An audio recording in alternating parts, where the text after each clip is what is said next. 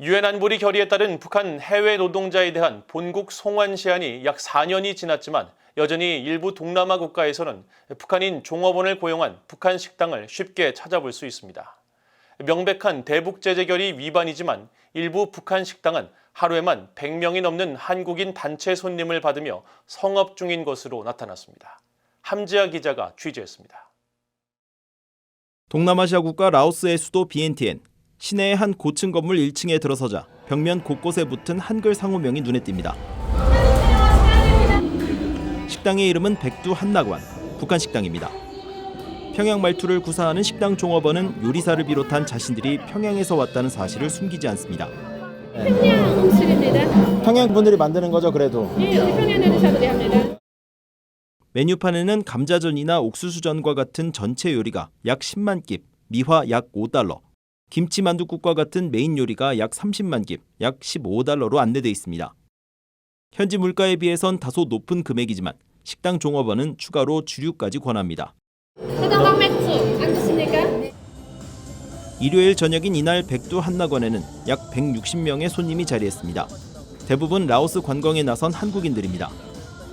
이후 시작된 공연에서 일부 한국 관광객들은 북한 선전가에 맞춰 무대 앞까지 나가 춤을 춥니다.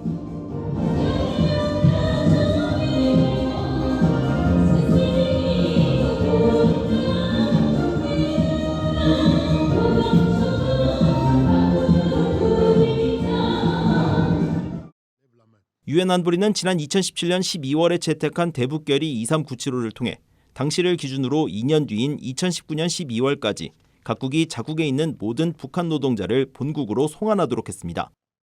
따라서 그 시한을 4년이나 넘긴 현재까지 북한 종업원이 버젓이 활동하는 이 식당은 사실상 대북 제재 위반 현장인 것입니다.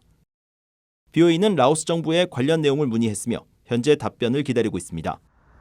미국 국무부는 15일 라오스에서 북한 식당이 운영되고 북한 노동자가 활동하는 것과 관련한 BOE의 논평 요청에 북한에 대한 유엔 안보리 결의는 여전히 유효하며 유엔 회원국은 해당 결의에 따른 의무를 준수해야 한다고 밝혔습니다.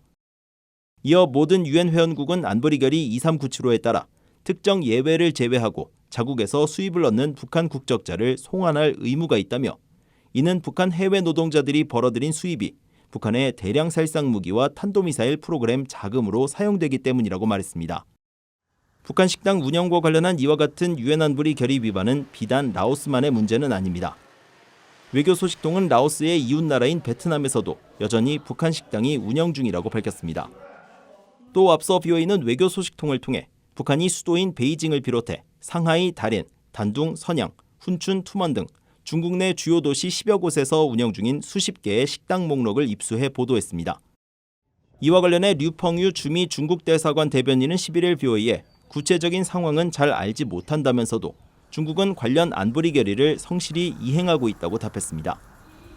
BOE 뉴스 함지아입니다.